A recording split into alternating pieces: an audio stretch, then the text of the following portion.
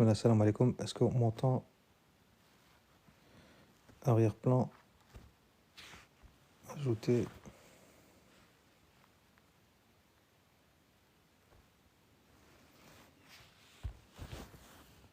Voilà, c'est bon. Normalement, c'est bon.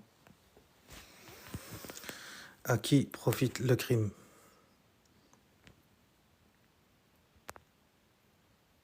Salam alaikum à tous. Oui, malheureusement, j'étais dans un débat avec des hystériques berbéristes. Malheureusement, c'est le vol du phénix. Je crois qu'on appelle ça comme ça. Car on a vu toute leur mascarade et toute leur écriture de l'histoire. Le berbérisme qui est l'équivalent du kémitisme. C'est-à-dire que c'est un suprémacisme et c'est un ethno-nationalisme, le berbérisme, qui est totalement infécond et qui veut s'approprier toutes les figures historiques de tout le bassin méditerranéen. Tout était, selon eux, vu par rapport à leur douar. Malheureusement, alhamdoulilah, on sait que les protocultures ou les pseudocultures basées sur des mythes n'ont jamais en fait perduré. Sujet qui m'intéresse beaucoup sur ces pseudo-racailles, malheureusement. Je vais sécuriser le live et je vais revenir dans quelques instants sur Hadoul Hajjalat, malheureusement, qui pollue. Je sais pas si on m'entend bien. Je vais relancer le live parce qu'apparemment j'ai été striké. Chauffé Hadoul Hajjalat, c'est extraordinaire, hein, mashallah. Je n'ai jamais vu un écosystème aussi tordu que celui-ci et aussi infect et nauséabond pour les enfants et pour tout ce qui est civilisationnel. Waliya'adhu billah. C'est vraiment un écosystème dégoûtant. Hadou, les chanteurs de cabaret, les influenceuses, malheureusement, elles sont pas en Algérie, hein, parce qu'en Algérie, elles ne feraient pas. À part pour la chanteuse de cabaret qui est là, en train d'amasser des sachets de petites coupures. Malheureusement, on a tout un écosystème qui profite de cette mascarade et de cette controverse qui ne fait que d'abîmer l'image des Arabes en général et des Algériens en particulier. Et il y a toujours des piranhas pour profiter de la situation. Waliya'adhu billah. C'est-à-dire que les attributs civilisationnels du Maghreb, et notamment en particulier de l'Algérie, qui sont une civilisation arabo-islamique, avec un pluralisme culturel à l'intérieur, sont attaqués de partout. Et c'est assez glaçant quand tu vois avec comment ils le font de manière méthodique sur les réseaux sociaux, avec notamment ce genre d'influenceuses qui sont en train de faire partir à la dérive des milliers et des milliers d'adolescents en Algérie et ici. Et je comprends pas qu'en Algérie, on ne strike pas les chaînes. Ils le font, mais je pense que pas assez. Qui ne strike pas les chaînes. Il y a une loi qui est passée en Algérie, justement, qui va dans le sens du 87 bis, c'est-à-dire un trouble à l'ordre public qui peut être caractérisé de manière grave ou pas. Et ces personnes-là, comme notamment Roufia, comme notamment Hadi, la psychopathe, lui c'est un Marocain mais qui profite du buzz, c'est le même écosystème. Ou Hadoul Hajjalat Hadou, les Oulad Bnat Zina Waliya'adhu billah, qui aujourd'hui représente l'Algérie. Vous imaginez, je sais pas comment elle s'appelle. Comment elle s'appelle quelqu'un connaîtrait le nom de la chanteuse là, de la chanteuse de Rai notamment. Je sais pas comment elle s'appelle exact. Shaba Jamila. Non, comment elle s'appelle? Shaba. Là, je me rappelle plus comment elle s'appelle. Dalila. Comment elle s'appelle cette. Voilà, on est représenté par des racailles. Alors que les cerveaux, Dieu sait qu'il y en a, des chercheurs, des physiciens, des mathématiciens, qui sont notamment en Europe, au Canada, etc. Et le paysage, notamment le paysage audiovisuel et le paysage des réseaux sociaux, notamment en Algérie, est pollué, mais d'une manière extraordinaire. Extraordinaire, hein. C'est-à-dire que TikTok est une machine est une machine de guerre. C'est-à-dire que c'est une machine de guerre pour détruire notamment heu, notamment notre civilisation. Enfin, les civilisations en général. Avec ce globalisme, qui fait qu'aujourd'hui tout s'équivaut, tout se vaut, il n'y a plus aucun respect pour les fondamentaux et malheureusement, regardez, en Algérie, les scandales à répétition en ce moment, l'État agit bien évidemment, alhamdoulilah. Heureusement qu'il y a un certain équilibre à ce niveau avec, notamment la législation et cetera. Mais, je peux vous donner un exemple, pratique. En Chine, les contenus TikTok qui sont pas didactiques, qui sont pas, ludiques pour les enfants et qui représentent un danger au niveau des mœurs et cetera, sont strikés. Ils ne passent même pas en fait, ils ne passent même pas la barrière du live ou de la création de contenu. Il y a des pays comme ça aussi, je crois que le Pakistan le fait, l'Inde, et il y a d'autres pays, Malaisie, Indonésie, je crois qu'il y a beaucoup d'autres pays aussi, qui modèrent, l'accès à TikTok et la Chine le modère lui-même. C'est-à-dire qu'il y a des modérateurs, notamment pour les jeunes gens et ceux qui ne sont pas majeurs et je crois que même les majeurs ont le droit à un certain, ça va en fait dans le sens de leur, crédit social. C'est-à-dire qu'ils ne peuvent pas user indéfiniment dans la journée, des réseaux sociaux et notamment de TikTok qui est une machine de guerre aujourd'hui stratosphérique. Là, on a une dernière polémique avec des menaces à répétition faites par c'est une fille, notamment une Annabiya, Hacha, les gens d'Annaba, qui sont des gens, mashallah, d'ailleurs dans toute l'Algérie, et malheureusement représentés malheureusement par des racailles pareils, qui aujourd'hui de France, de Paris, menacent les institutions algériennes, qui a menacé différents juges, notamment qu'ils ont interpellé son frère qui est notoirement connu pour des faits de petite délinquance. Et on voit des gens comme ça intervenir et menacer des institutions algériennes comme la justice, comme le procureur de la République, etc. On a aussi ces psychopathes. C'est extraordinaire, c'est-à-dire que les institutions algériennes sont attaquées de manière méthodique par toutes sortes de ressortissants, l'étranger. Et on est attaqué de tous les côtés, au niveau culturel, comme l'a dit Yasmina Khadra, qui a été injustement attaquée. Quand on n'est pas attaqué sur la question culturelle, avec une appropriation culturelle scandaleuse, je ressors là d'un live d'hystérique. Et je ne tombe jamais dans le piège en fait des berbéristes. Et je parle pas des Kabyles, hein, de nos frères Kabyles, ni de nos frères Amazirs ou berbères. Je parle des berbéristes. C'est comme si on parlait des islamistes ou des terreaux, tu vois. C'est la même chose. C'est des radicaux d'un sens ou de l'autre. Et quand tu parles avec ces radicaux-là, ils ont une certaine frénésie, une certaine nonchalance dans le fait de s'approprier toutes les cultures du bassin méditerranéen. Et c'est exactement l'image des Kémites, qui est une idéologie issue de l'impérialisme. Et c'est extraordinaire, hein. C'est-à-dire que tout vous accuse. Le terme même de berbérisme, quand vous regardez mes amis et mes frères algériens qui regardaient, même les Maghrébins en général, quand vous regardez le terme, encore une fois, de berbérisme, qui est à dissocier du mot kabyle et du mot berbère ou amazir, qui n'a rien à voir avec ce terme-là, qui est un extrême. Quand vous regardez sa définition encyclopédique, que ce soit dans le Qamus ou dans l'encyclopédie, que ce soit en arabe, en français ou en anglais, vous avez tous la même définition, c'est-à-dire une idéologie française basée sur un souhait de séparer les peuples qu'on venait des terres qu'on venait de conquérir.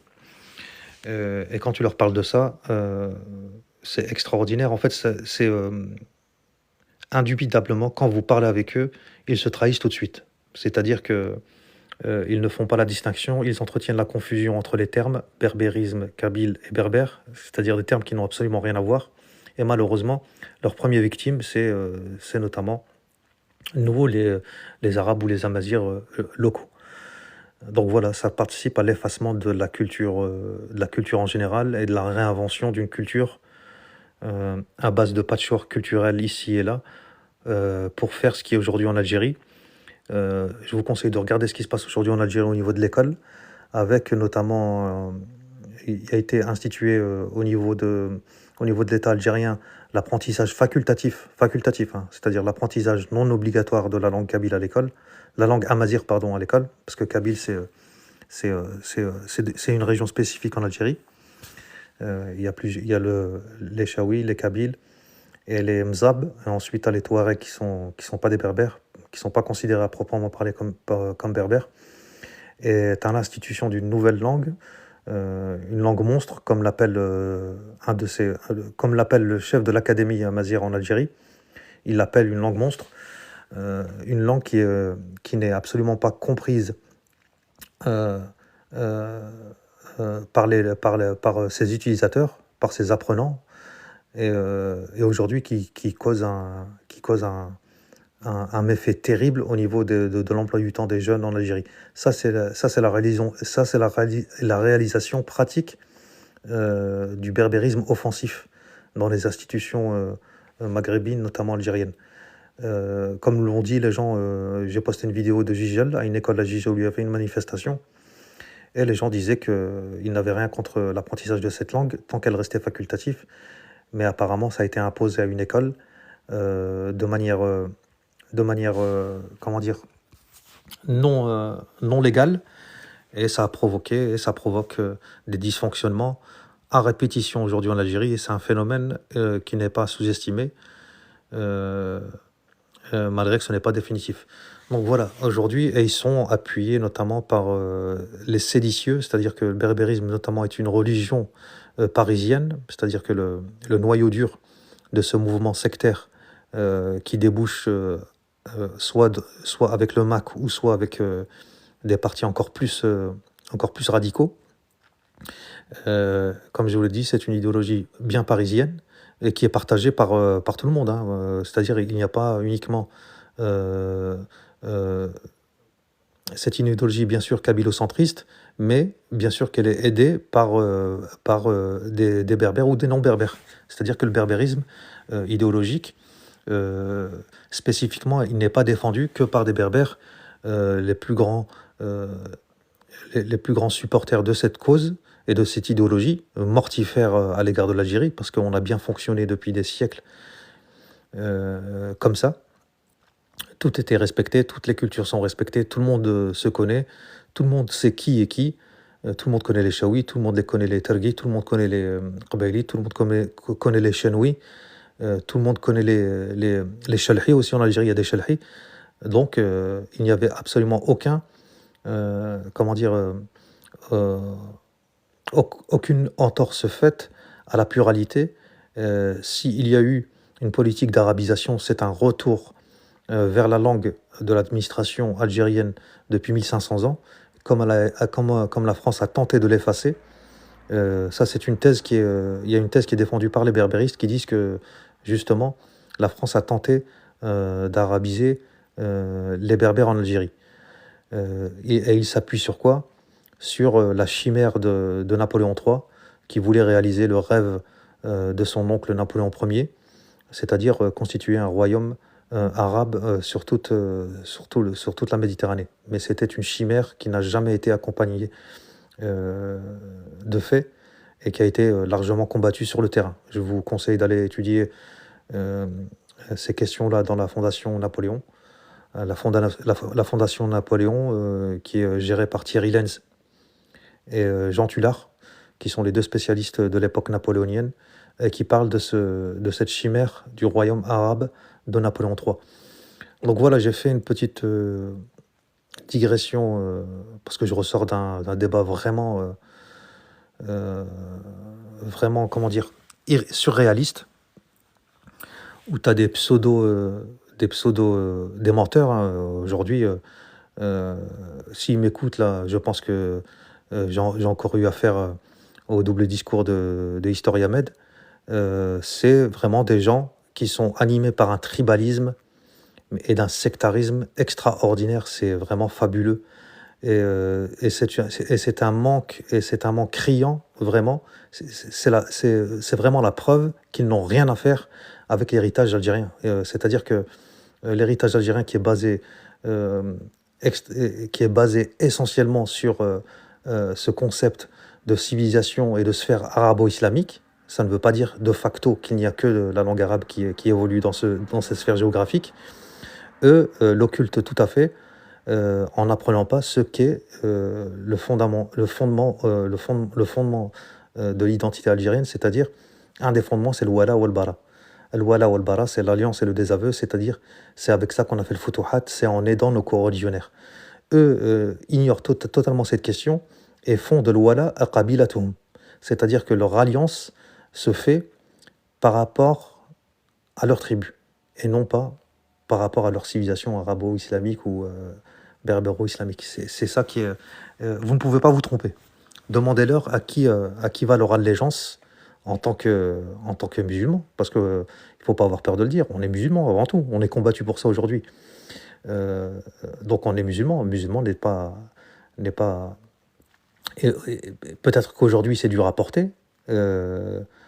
Comme le disent les hadiths du prophète sallallahu alayhi wa sallam, il arrivera un jour où être musulman sera comparable à tenir une braise ardente dans la paume de la main.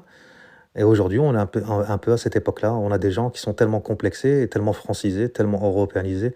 Donc ceux qui m'écoutent, et notamment Historia Med, vous n'êtes pas des Algériens, vous êtes des Français. Vous avez une vision laïciste. Et encore une fois, j'ai préféré écourter le débat parce que je sais qu'est-ce qu'il pense. Il me l'a dit, et je le fais répéter il y a cela 2 mois, 1 mois et demi, 2 mois. Il m'a dit qu'il ne voyait en rien, il ne voyait pas de mal du tout à ce qu'à long terme, il y a une indépendance de la Kabylie. Donc quand tu as des gens qui parlent comme ça, c'est comme si que tu parles à des gens qui t'affirmaient que la Terre était plate. Le débat est... Comment tu veux tu parles avec lui, et je parle avec des gens, avant qu'ils n'interviennent dans le débat, on était à 3 dans un débat avec des Algériens. Je leur demandais, oui, dites-moi quel est le rapport entre Massini... Parce que moi, je ne tombe pas dans le piège de l'historicité et de rentrer dans l'Antiquité. Ça, c'est le piège qu'ils veulent te tendre, à te noyer te noyer sous un flot de documents et de littérature berbériste.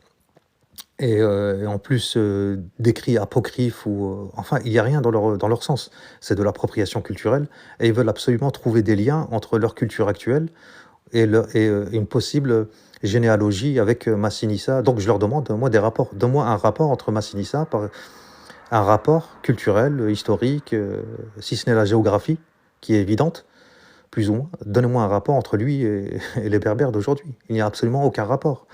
Il n'y a absolument aucun rapport. Ce n'était ni des Berbères ni des Kabyles. C'était des Puniques, l'Ifriqiya, l'Afrique romaine ou une civilisation sous domination romaine. Ils parlaient des langages, soit le punique, et traitaient avec les puissances de l'époque. Et même les termes, bien évidemment qu'ils souffrent d'anachronisme constant. Et on tombe dans le jeu avec eux, malheureusement. Et on est obligé de leur dire, dites-moi quel est le rapport entre aujourd'hui nos Berbères, nos Kabyles et Massinissa, si ce n'est un fondement culturel, mythologique. Donc voilà, quand tu parles avec des gens qui veulent s'approprier toutes les figures et te disent que les empereurs romains étaient berbères et que tu ne peux plus débattre et que Saint-Augustin et tous étaient des Kabyles, bah c'est tout, c'est terminé. C'est terminé, tu ne peux plus parler avec eux. Parce que c'est ce qu'ils veulent. Hein. Et moi, c'est pour ça que je leur tends cette perche-là. Je leur dis, bah, dites-moi quel est le rapport. S'il y a un rapport, donc ils étaient Kabyles, ils étaient berbères d'aujourd'hui. Tout en sachant que le terme berbère est un terme générique. Il y a un sifa am. C'est un adjectif qualificatif et général. Donc voilà, franchement, il n'y a rien à faire. Donc moi, je vais droit au but. Quelle est votre allégeance? Dites-moi tout de suite. Vu que l'islam est aujourd'hui, et depuis sa venue, est un universalisme inclusif, absolu, c'est-à-dire qui fait fi de toute race ou de toute contingence ethnique et idéologique.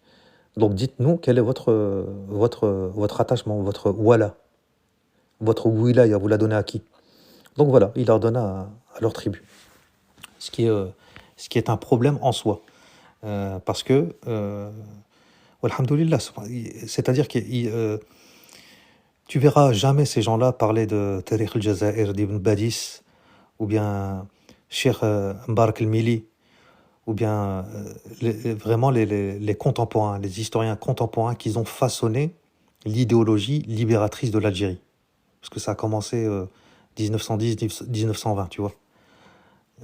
Ces gens-là te parleront toujours d'Hérodote ou de tout ce qui peut te mener au sable mouvant, c'est-à-dire où il ne subsiste que des mythes et le village Astérix. Et malheureusement, ils sont malhonnêtes. Et pour moi, ils n'ont absolument عندهم ليس هذه صفة الجزائري وبصفة عامة ليس هذه صفة أهل السنة والجماعة. C'est-à-dire que, Wallah, il manque... Wallah, c'est des Français. Si tu m'écoutes, Historia Med, etc., vous êtes des Français. Vous ne parlez pas un mot d'arabe. Allahu A'lam. Vous ne connaissez même pas les 5 piliers ou les 6 piliers, les 6 piliers de la foi. Vous ne connaissez même pas yani, le Sirat al-Nabi sallallahu alayhi wa sallam, que vous pouvez aujourd'hui appliquer à votre vie de tous les jours et aux événements historiques et politiques aujourd'hui. Parce que c'est des enseignements. Parce que fondamentalement, les ennemis d'hier demeureront les ennemis d'aujourd'hui. Et kadhalik, ça y est, quand tu leur parles de ça, il y a un bug. C'est-à-dire qu'ils sont les purs produits, malheureusement, du berbérisme français. C'est-à-dire qu'ils ont appris, leurs sources sont totalement françaises. Il n'y a aucune source algérienne ou arabe. Alors que, fondamentalement, ceux qu'ils ont fait redécouvrir notamment notre culture et la culture berbère au Maghreb, c'est passé vraiment par l'entremise de grands historiens comme Ibn Khaldoun et puis et tous les historiens andalous de l'époque.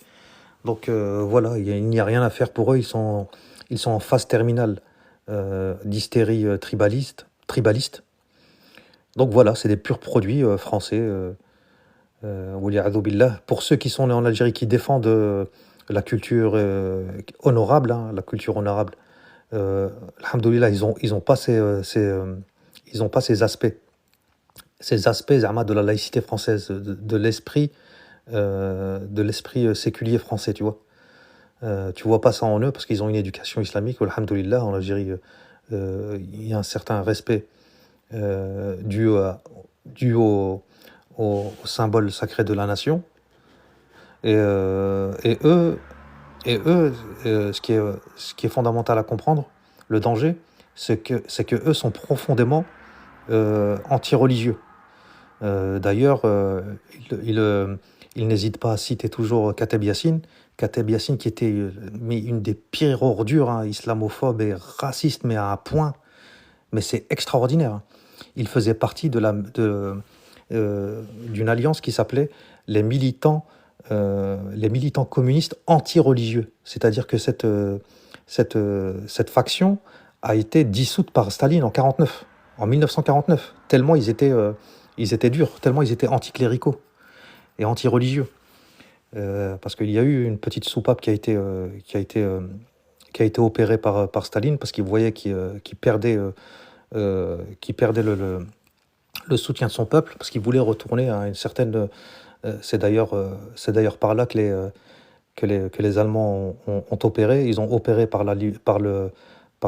libérer le culte dans les territoires conquis en Russie, et c'est comme ça qu'ils ont pris l'adhésion des peuples qu'ils avaient conquis à l'époque, et Staline ne pouvait pas aller à contre-courant de l'époque, c'est-à-dire qu'il était obligé un petit peu de libérer un petit peu le culte.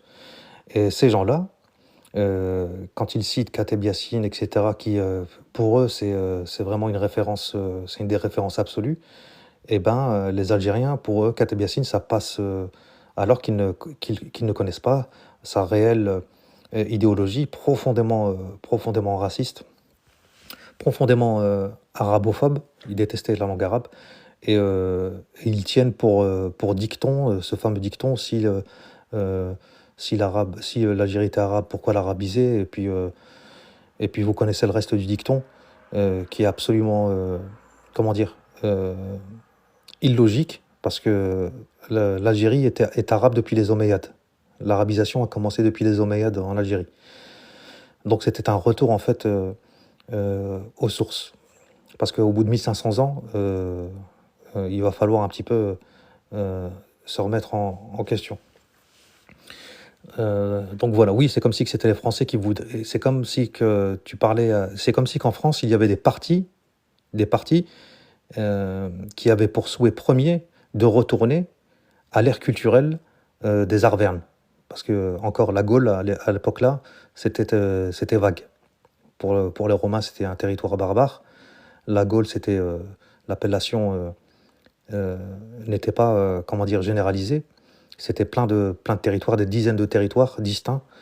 Euh, et c'est comme si qu'un Français aujourd'hui, ou un groupe de Français, voulait revenir à l'époque gauloise. Donc c'est ça la folie. Les gens érigent des tours pour la 5G et la 6G. Ils se moquent des Arabes du Golfe. Les berbéristes, tu les vois toujours se moquer et ricaner sur les Arabes du Golfe qui sont profondément plus, plus développés qu'eux dans tous les domaines. Et qu'ils érigent des tours pour la 5 ou la 6G. Et ben chez nous, en Algérie, les berbéristes érigent des statues de Sheshonk, un pharaon de la 22e dynastie égyptienne, qui n'a absolument rien à voir avec nous, avec l'Algérie, quoi. Donc voilà, Sheshonk, ou bien des rois, c'est extraordinaire. Donc voilà, on ne va pas cesser de parler de ce problème-là. On va encore plus développer. Préparez-vous à ce qui va arriver parce que on va le faire de manière encore plus méthodique. Parce que malheureusement, il faut que on a assez toléré en fait cette réécriture de l'histoire. Manifestement, ils ont bien lu les bouquins de propagande de la révolution culturelle allemande. Répétez un mensonge 100 fois, vous en ferez une vérité. Et ils le disent notamment. Et malheureusement, ils ne lisent pas en fait les premières références, notamment du berbérisme moderne, là, Miloud Maamri qui dit lui-même que c'est purement une construction, c'est plus une construction idéologique que culturelle. Malheureusement, c'est ça. Et en entendant un philosophe musulman parler, africain, il disait que par rapport au kémitisme, le kémitisme qui est le frère jumeau du berbérisme, il disait que le kémitisme n'avait absolument aucune chance de réussir, si ce n'est d'enfoncer la population africaine encore plus dans les abîmes, parce que c'est basé sur un retour à l'animisme et aux religions barbares de l'époque, tu vois. Et il te dit que ses aïeux ont eu le génie de se séparer de cette culture qui était barbare pour épouser une religion universaliste comme l'islam. Et aujourd'hui, le kémitisme est un retour, en fait, malheureusement, à la barbarie. Et c'est la même chose pour le berbérisme. C'est un souhait de retour à l'animisme et à la barbarie, fondamentalement. Philosophiquement, c'est ça. Philosophiquement, vous ne pouvez absolument pas vous tromper en tenant ce postulat, parce qu'ils le disent eux-mêmes. Ils ont pour souhait de revenir à la primauté, si vous voulez, de leur soi-disant civilisation, c'est-à-dire le culte de Anzar, et puis, etc., etc. Bah, ils le font, ils érigent des statues. Donc, à partir du moment où tu ériges des statues et tu te moques sur les Arabes qui érigent des tours pour la 5G, c'est qu'il y a un problème. Et tout ça financé par les deniers européens. D'ailleurs, j'ai un document à vous partager, que je veux partager notamment. C'est une circulaire. C'est une circulaire ou une directive. Je ne sais pas notamment, je ne sais pas comment la qualifier, mais c'est un truc officiel de l'administration française qui demande notamment à ces institutions de financer et de favoriser notamment les associations berbérisantes en France. Donc c'est inquiétant. C'est inquiétant. Et ils devraient s'inquiéter, notamment, nous, on devrait s'inquiéter en premier. Ceux qui se disent berbères ou algériens, etc., devraient s'inquiéter en premier. Parce qu'on sait que le souhait derrière n'est pas un souhait unificateur. Loin de là, on est dans la ligne droite du berbérisme historique de l'époque. Donc voilà, malheureusement, on n'a pas que ça. Les Maghrébins, on a une tare abominable et cette tare abominable sont les influenceuses qui sont en train de ruiner l'éducation de nos enfants et notamment de nos filles avec, des ravages et ça part de France notamment parce que malheureusement, c'est les méfaits de la liberté d'expression. Heu, il faut accepter que dans la liberté d'expression, il y a des choses qui nous dérangent, c'est le fondement de la tolérance et malheureusement, on va au fond des abîmes, des abysses pardon, ou des abîmes, avec des personnages comme celle-ci qui, notamment, en fond d'écran, Roufia qui a menacé, nommément, des procureurs en Algérie et vous voyez en dessous, une chanteuse de raï, Chaba Warda, ouais, voilà, Chaba Warda, qui amasse, des sacs plastiques, des sacs poubelles de petites coupures. D'ailleurs, les petites coupures, hein, toujours usage, des dealers et et ensuite qui vient ici en France faire des ravages, sur les réseaux sociaux et dans les boîtes de nuit françaises et qui retourne en Algérie pour, continuer ses ravages sur la jeunesse. Et tu des gens qui profitent, notamment des influenceurs qui profitent, de cet écosystème pour tirer leur épingle du jeu, pour en faire de l'argent. Et puis tu as des autres, profils tout aussi inquiétants, comme, une psychiatre ou une psychologue apparemment, qui s'est improvisée dans la justice, dans la social justice, en ligne. Donc voilà, on est vraiment attaqué de partout, et sans évoquer, ce globalisme, wokiste, qui veut absolument qu'on se mélange sans considération, philosophique, ni religieuse et cetera. Donc vraiment, on est en train de participer là, en live, je sais pas si vous voyez comme moi, à une tentative d'extinction. Je lis pas les commentaires, mais je vais bloquer, sur mon mur.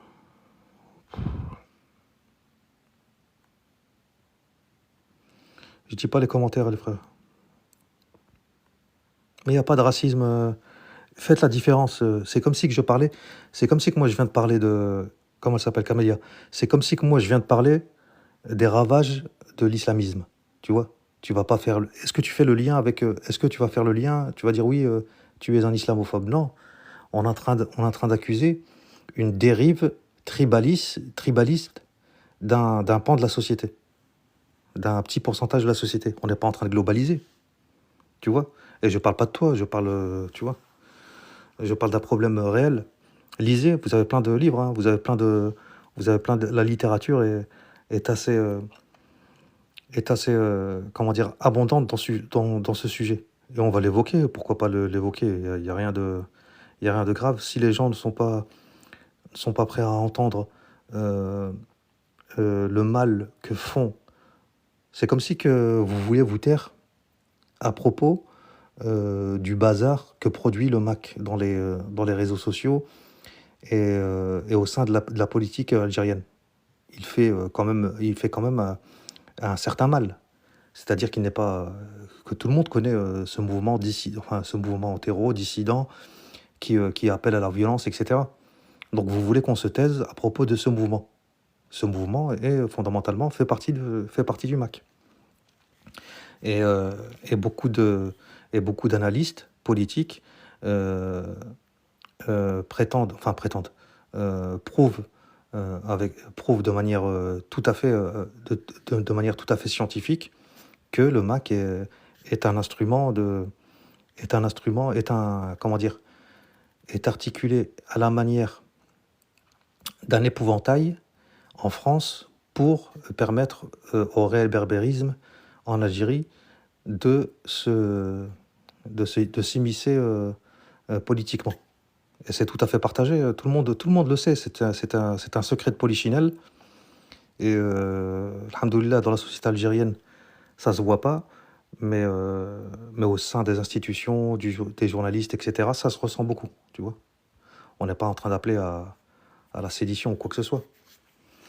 Donc voilà, quand on accuse quelque chose de vraiment, de connu et qui est documenté et qui existe depuis, depuis 150 ans, vous faites comme si que vous venez de naître. Bah, instruisez-vous. Moi aussi, j'étais comme vous. J'ignorais totalement cette question.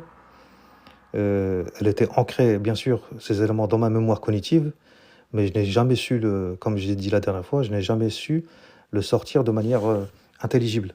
Donc quand ça s'est accumulé, et quand j'ai lu quelques ouvrages et j'ai parlé avec beaucoup de gens de tous les bords, bah, j'ai pu comprendre qu'ils avaient bien avancé. Et notamment, euh, ils veulent absolument qu'on s'autodétruise, c'est-à-dire que le Maghreb s'autodétruit. C'est-à-dire que qu'on se fasse la guerre, les Algériens, les Tunisiens, les Marocains. C'est-à-dire que les Européens ont le droit de s'unir, ont le droit d'avoir une monnaie, d'accord? Ont le droit de faire du commerce entre eux, ont le droit euh, d'assouplir leurs frontières, malgré qu'ils n'ont pas de langue commune et qu'ils n'ont pas de culture commune. Et nous, le Maghreb, qui a une culture commune, une langue, une religion commune, on n'a pas le droit de se fédérer pour pousser au développement de nos pays, tu vois? Je parle de manière absolue, hein. Je ne suis pas en train de faire le détail des politiques des uns et des autres. On sait très bien qu'il y a des décisions politiques, notamment du Maroc, qui sont de l'irresponsabilité. Mais je parle de manière... je me projette. De manière... je me projette dans l'avenir. D'accord? Parce que la réalité et le bien-être d'un pays, il passe par la sécurisation de ses frontières. D'accord? Donc, il n'y a pas un fou politique en Algérie qui voudrait pas avoir des bonnes relations avec tous les pays qui l'entourent. Il faut être fou. Ou soit, il faut être berbériste pour pouvoir, en fait, pousser le plan euh, comment dire, et, euh, et se répandre pardon, comme des métastases. C'est des métastases. Et la manifestation des métastases, c'est le projet ultime de Tamazra. Tamazra al-Kubra, un projet fantasmé qui n'a jamais existé en réalité. Encore une fois, comme le dit Miloud Maamri, il n'y a jamais eu d'empire berbère dans le temps, il dit, ni de civilisation à proprement parler, écriture, langue, écriture commune, langue commune, etc. etc. Donc ne me ramenez ni Hérodote, ni Pentateuque ou ni Tête de Schnock. On sait très bien vos tours de magie, ils passent pas avec nous, d'accord? Donc arrêtez de vous attribuer des personnages, etc. Parce que ça devient pathétique. Donc voilà, vos propres références eux-mêmes le disent. Après que bon nombre de personnes avaient déjà statué sur le fait que ça n'a jamais existé. Donc voilà. Et Cheikh Balret, malheureusement, non seulement on a fait exprès de ne pas le comprendre, mais en plus de ça, c'était des déclarations qui tenaient, qu'ils étaient de notoriété publique et qui avaient tenu en 2020, 2019, 2017 à Shoror, à Planté. Donc c'est juste la fenêtre d'Overton, si on peut parler comme ça. Comme le gour qui s'est rétréci, mais malheureusement, les gens ne sont pas dupes. En Algérie, les gens savent lire. En Algérie, les gens savent lire et connaissent la question à proprement parler. Connaissent très très bien la question. Mais malheureusement, les immigrés qui, euh, qui ne font que d'afficher leur drapeau, mais qu'il n'y a rien derrière, tu vois, il n'y a rien derrière. Il n'y a ni investissement financier, il y a ni le muamalat, c'est-à-dire les interactions, ni l'aide, c'est-à-dire ils n'aident pas leurs frères en Palestine, ils n'aident, tu vois, ils s'en foutent, juste le drapeau et Tahrir Jazair, mais derrière il n'y a rien du tout. Il n'y a ni l'apprentissage de l'arabe, ni l'apprentissage de la religion, ni l'apprentissage de l'histoire. Et voilà, ça produit, qu'est-ce que ça produit? Ça produit le néant. Ça produit exactement veut, ce que veulent le, le, le deep, euh, comment on appelle ça? Les pouvoirs, comment on dit ça déjà? Le deep state, l'état profond, tu vois? Donc voilà, malheureusement. Bah, barakallahu fikoum, un petit jet. Je devais faire le live un peu plus tôt, mais je suis tombé sur une bande de suprémacistes qui m'ont dit des dingueries, c'est-à-dire des trucs. Et je suis tombé avec eux, je suis tombé avec eux dans le sophisme anachronique, mais à foison. Vraiment, j'ai été gâté. C'est extraordinaire quand vous parlez avec eux et qu'il n'y a personne pour les contrôler, ils disent des dingueries, hein. C'est-à-dire que, comme les Kémites, ils disent que tout est africain, tout est noir. Les pharaons sont noirs, les berbères sont noirs, les arabes sont noirs, tout est noir, l'écriture est noire, la science est noire, l'électricité, l'électromécanique, le nucléaire. Eh ben, on a exactement les mêmes chez nous. Un suprémacisme et un ethno-nationalisme qui est manifesté avec notamment le drapeau qui est scandaleux, qui est toléré malheureusement en Algérie, mais qui est totalement séditieux, avec le drapeau pan-berbériste. C'est sa définition, un drapeau pan-berbériste malheureusement. Et j'invite tous les Algériens à se renseigner avant d'arborer ce drapeau, parce qu'il a été, il a été, il a été attribué au congrès, Tamazra à Las Palmas au milieu des années 90. Et malheureusement, ce sont des harkis qui l'ont, euh, qui l'ont officialisé comme emblème originaire du Maghreb. Vous voyez, c'est ça. C'est ça. Et puis il y a personne. Et puis ça ne dérange personne. Ça ne dérange personne. Ils omettent souvent de le signaler que c'est notamment sur les 5 fondateurs de l'Académie berbère de Paris. Et il n'y a que Miloud Maamri qui, je pense, qui a fait la guerre d'Algérie avec l'Algérie. Sinon, les 4 autres, notamment, Allahu A'lam, sont des harkis. Donc voilà, c'est fatigant. Et encore une fois, faites la distinction. C'est comme si qu'on dénonçait aujourd'hui l'islamisme. Ne faites pas l'amalgame avec les musulmans. C'est ce que je suis en train de faire. C'est-à-dire quand on dénonce le berbérisme, on ne dénonce pas nos coreligionnaires. Donc voilà. Je vois, je vois le cher Nordine. Oui, ouais, ouais, c'est une catastrophe. C'est une catastrophe ce qui se passe là. Tu sais que son fils a été interpellé. En fait, il est parti à un entraînement avec son chauffeur parce il se la joue vedette de R&B américain. Son chauffeur le dépose à un stade, il va jouer, et, il s'embrouille avec des mecs.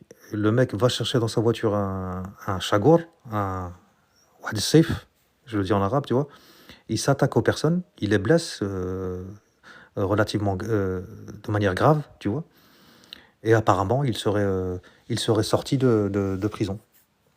Alors qu'on sait qu'en Algérie, les agressions, et notamment quand elles sont caractérisées par une arme blanche, euh, la peine, ça peut aller très facilement à 10 ans. Et là, manifestement, il a été relâché. Il a été relâché. Oui, oui, il y a foison, il y a un développement. L'État a agi en mettant quelques spécimens en prison. euh, Quelques spécimens en prison, mais, euh, mais, euh, mais malheureusement, il manque encore. Il faut taper fort. Moi, franchement, je suis certain qu'à terme, en Algérie, ils vont modérer les réseaux sociaux. Ils devront modérer les réseaux sociaux. Il y a, notamment dans l'ouvrage Maghreb dissident, je ne me rappelle plus quel ouvrage justement, qui parlait notamment des méfaits des berbéristes en Algérie, dans les réseaux sociaux. C'est-à-dire qu'il y a des centaines de milliers de pages berbérisantes sur Facebook, mais à chaque fois qu'il y a quelques pages sur notamment la culture arabe, elle est strikée d'office.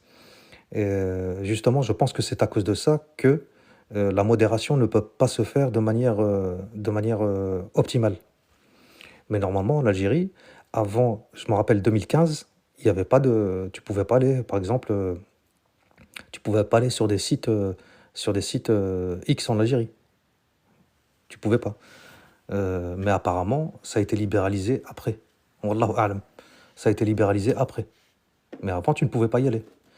Et malheureusement, c'est encore un verrou qui saute. Et l'Algérie va devoir, parce que c'était un des seuls pays qui faisait très attention à ça.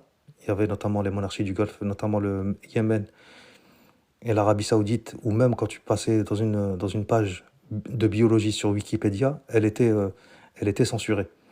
Et l'Algérie, c'était pareil, mais apparemment, ça a changé. Et malheureusement, la libéralisation et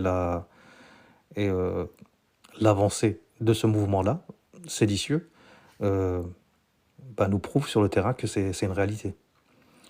Et, euh, et je suis sûr que c'est à cause de ça qu'on ne peut pas, de manière optimale, modérer les contenus qui viennent d'Europe, faits par des catastrophes comme celle-ci, là, qui menacent les institutions, qui font des... qui invitent à la révolte, hein, tu vois, qui invitent à la révolte et qui normalement ne peuvent pas, c'est impossible. Avant, ça n'existe pas. Donc voilà, oui, j'étais dans un live où c'est extraordinaire. J'étais dans un live. J'ai fait le bébête. J'ai dit oui, donnez-moi un rapport entre Massinissa, qui est un symbole de l'Algérie, qui est ni berbère, ni amazir, ni kabyle. Ça n'existait pas. Donc c'est un symbole de l'Antiquité sous domination romaine de l'époque, punique, etc. J'ai dit donnez-moi le rapport. Donnez-moi un rapport, si ce n'est la géographie. Et quelle langue parlait-il? Vous savez ce qu'ils m'ont dit? Ils parlaient en kabyle. Ils parlaient en amazir. C'est extraordinaire. Heureusement que j'avais un témoin avec moi. J'ai dit d'accord. J'ai dit d'accord. Et après, le furet, il est monté. Ils sont tous montés d'un coup, dès qu'ils m'ont vu que j'ai posé quelques questions pertinentes. Le furet est monté. J'ai dit quel est le rapport entre Massinissa et les Berbères, tu vois, qui est une appellation générique. C'était les autochtones de l'époque. C'est-à-dire que c'était un territoire qui a vécu tout le temps sous domination. Les Phéniciens, les Romains, les Vandales, ensuite les Byzantins, les Arabes, etc. C'est l'histoire. C'est malheureusement Tarikh ma yarhamch. L'histoire ne fait fi de vos susceptibilités. Donc c'est la langue de l'occupant. Je l'ai expliqué comme ça et on m'a dit non, non, non, il parlait en amazigh, alors que ça n'existait pas à l'époque, c'était pas synthétisé en tout cas, tu vois. Et bien sûr qu'il y a eu tout le temps les autochtones, bien évidemment, mais ce n'était pas. Donc voilà, Hattan y est monté, le furet de Historia Med est monté, le Gaori, parce que c'est un Gaori, éducation française, morale laïste française, morale laïque française. Qui ne connaît pas le concept fondamental algérien basé sur cette civilisation arabo-islamique, avec la pluralité à l'intérieur, qui est El-Wala ou El-Bara. Tu vois? Il ne sait pas que nos prédécesseurs, tous ceux qui ont fait le Futuhat et qui ont conquis, qui sont arrivés jusqu'aux portes de Paris, avaient pour base El-Wala ou El-Bara, c'est-à-dire de s'entraider entre coreligionnaires pour un but commun. C'était ça, le but de la civilisation. Mais lui, il ne connaît pas. Ou bien il le connaît de manière abstraite. Parce qu'ils ne l'ont pas étudié, c'est des enfants de la République française. Voilà, il est monté et puis il a essayé de radoter, encore une fois, Hérodote, Astérix chez le temple dans l'Empire du Milieu, etc. Franchement, c'est extraordinaire. C'est fabuleux. Donc, barakallahu fikum, c'était juste une petite salve à l'égard de ces khanzat qui salissent au plus haut niveau. Malheureusement, ils ont l'algorithme avec elles, ces khamjat. D'ailleurs, à TVL, télévision française d'extrême droite, je ne suis pas d'accord avec eux fondamentalement, mais ils disent quelques vérités. À part, bien sûr que Shaitan peut dire des vérités, malgré que c'est un menteur.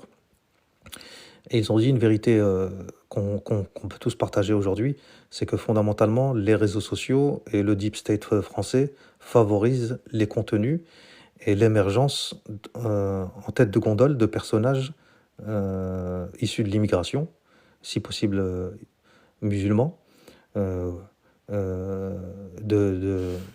comment dire, de profils détraqués, tu vois, pour justement représenter de manière comme ils le veulent, les musulmans en France. Et malheureusement, ils favorisent ces contenus et ces personnages.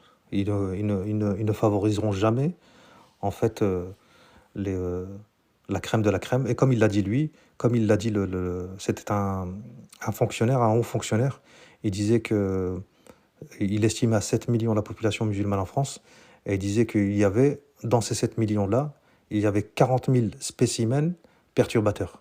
Et le reste, et l'écrasante majorité, était bien sûr intégré. Donc ça, ce discours-là, malheureusement, c'est la vérité, et en quelque sorte, il est réaliste. Il est réaliste. Et parmi ces 40 000 profils perturbateurs, il a parlé justement de ces profils sur Internet, qui sont les meneurs. Et on n'a pas que les berbéristes ethno-nationalistes qui attaquent les fondements sacrés de l'Algérie pour la faire vaciller. Comme la France n'a pas pu la récupérer par les armes, on essaie de la récupérer par la langue française, par la francophonie, par la francophilie, par l'attachement à la langue française, parce que ils ne peuvent pas vous tromper indéfiniment, les berbéristes. Tester leur attachement à la langue française et à leur détestation euh, tout aussi relative de l'islam et de tout ce qui a trait avec la culture arabe. C'est vite fait. Vous les testez comme ça. Posez-leur des questions, tu vois. Posez-leur des questions, historiquement, Uqba, Tariq ibn Ziyad, Kahina, tu vois. Posez-leur quelques questions comme ça. Sur le Futuhat, sur le Futuhat al-Maghreb.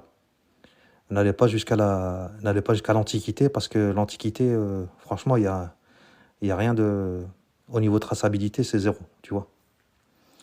Et comme c'est du mythe, ça les arrange bien, parce qu'il n'y a aucune traçabilité réelle. Enfin, aucune traçabilité comparable aux écrits qu'on a. Donc voilà, barakallahu fikum, jazakumullahu khayran. N'ayez pas honte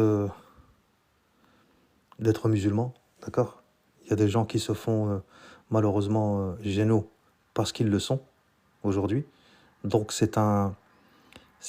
comment dire, c'est un certificat, non seulement un certificat d'honorabilité, mais c'est une des preuves qu'on est dans la vérité, d'accord? Qu'on n'est pas dans le mauvais camp. L'histoire nous jugera, et l'histoire gardera dans la conscience de toute l'humanité ce qui se passe aujourd'hui, qu'on a fait partie du camp du bien, tu vois. Pas nécessairement des victimes, mais du camp du bien, tu vois. Donc voilà, n'ayez pas honte de dire que vous êtes musulman, et encore moins d'être arabe ou d'avoir la culture arabe, qui est inclusive, d'accord, qui n'est pas renfermée sur elle-même. On ne parle pas de panarabisme ici, d'accord. Le panarabisme était une réponse apportée à l'impérialisme de l'époque. C'est totalement désuet.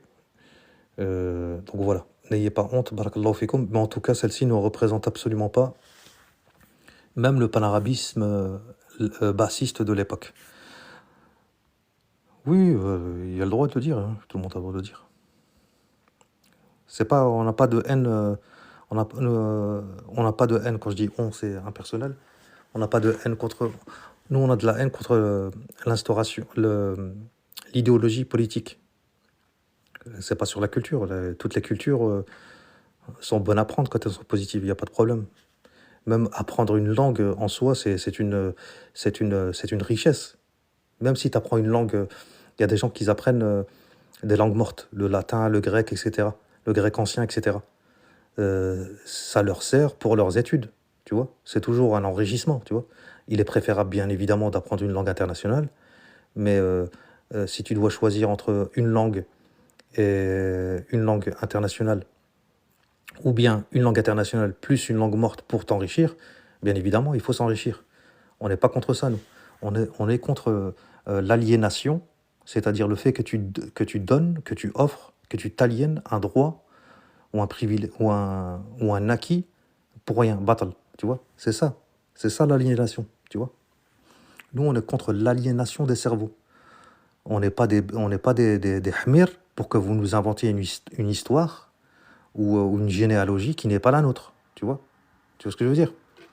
Quels sont les rapports? Quels sont les rapports avec, tu vois, certes, il y a une aire géographique commune, mais quels sont nos rapports culturels? Quelle était leur philosophie? Quelle est qu'est-ce qu'est notre philosophie aujourd'hui, tu vois? C'est ça qu'on demande, tu vois. Je ne veux pas être guidé et téléguidé qu'on monte sur moi comme si j'étais une monture, une bête de somme, tu vois. Vraiment, faut être un idiot, faut avoir aucune estime de soi pour pouvoir s'attribuer des personnages qui ne sont pas les vôtres, tu vois. Faut vraiment avoir une estime de soi vraiment exécrable, tu vois. Et le génie de la civilisation arabe, qui est discutable, hein, parce que faut bien faire la distinction entre la civilisation et la philosophie islamique, l'islam qui est un message parfait, et la civilisation qui peut faire des erreurs, tu vois. Mais il ne faut pas nier son génie. Et son génie, un de son génie, c'est justement l'inclusivité. L'inclusivité, oh, je sais plus le dire. Le fait qu'elle soit inclusive, qu'elle n'est pas exclusive comme malheureusement, ce courant fondamentaliste, ethno-nationaliste, pardon, qui est le berbérisme aujourd'hui. Et je vous invite tous, les 29 personnes, la trentaine de personnes, allez-y dans l'encyclopédie et choisissez n'importe laquelle, tapez berbérisme et vous allez voir ce que ça veut dire. Parce que les gens aujourd'hui se revendiquent berbéristes. Aujourd'hui, ils n'ont plus honte parce qu'ils se sentent pousser des ailes, tu vois. Ils font partie de ce courant minoritariste, intégriste. Comme ils se sentent pousser des ailes qu'on n'a pas répondu, tu vois, parce qu'on ne les calculait pas en vérité, tu vois. Aujourd'hui, ils se disent berbéristes. Donc allez-y les frères, la trentaine de personnes, allez-y voir ce que ça veut dire berbériste. Et quand quelqu'un viendra vers vous et te dira je suis berbériste, vous allez savoir lui répondre. D'accord? Barakallahu fikum, jazakumullahu khairan. Nas'alullah al-afwa wal afiya, parce que quand on voit des personnages comme Roufia, comme Shabba Warda, comme cet influenceur qui profite justement de ces personnages algériens, parce que cet influenceur marocain, je dis pas marocain parce que, mais malheureusement c'est un Marocain, et comme il a fait des sujets très très graves sur le Maroc il y a cela 2 ans, qui lui ont valu la vindicte de la population au Maroc, parce il a été en fait filmé des sanctuaires des sanctuaires de sorcellerie au Maroc. Il s'est fait taper dessus, tu vois. Donc là aujourd'hui, il s'oriente vers les cassos algériennes, tu vois. Là, en fait, comment il s'appelle ce mec là, en dessous là? Comment il s'appelle déjà? Nabil Flix, ouais. Nabil Flix. Nabil Flix, en ce moment, il surfe sur la vague des cassos algériennes, tu vois. Il fait que d'interviewer des cassos algériennes, des moutabarrijat, dégueulasses, tu vois, qui représentent de manière désastreuse la femme algérienne, tu vois. Subhanallah, vous saisissez pas le symbole? Vous saisissez pas le symbole? Il a fait une série de reportages il y a 2 ans sur le Maroc, sur la sorcellerie. Il y a eu un ouragan. Il y a eu un ouragan sur lui, tu vois, de ses compatriotes qui l'ont totalement, tu vois, détruit. Et aujourd'hui, comme par hasard, eh ben, tout son contenu, c'est sur des cassos algériennes qui sont en France et qui représentent de manière désastreuse la femme algérienne. Comme si que la femme algérienne était mutabarrija, tu vois, maftouna, tu vois, comme si que, voilà, tu vois. Voilà, il fait des interviews avec Shabba Warda et son mari, Dayouf, avec هذا الديوث الطحانة qui insulte les institutions algériennes, et avec هذه la psychopathe, tu vois. Tu vois. Donc voilà, CQFD, qu'est-ce que ça veut dire? Franchement, si on devait parler en langage footballistique, c'est une passe téléphonée, tu vois. Donc voilà. Barakallahu fikum, jazakumullahu khairan. Je vais lire quelques commentaires. Bon.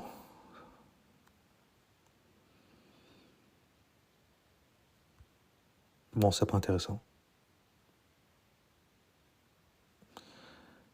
Jazakumullahu khairan. Barakallahu fikum. Assalamu alaikum.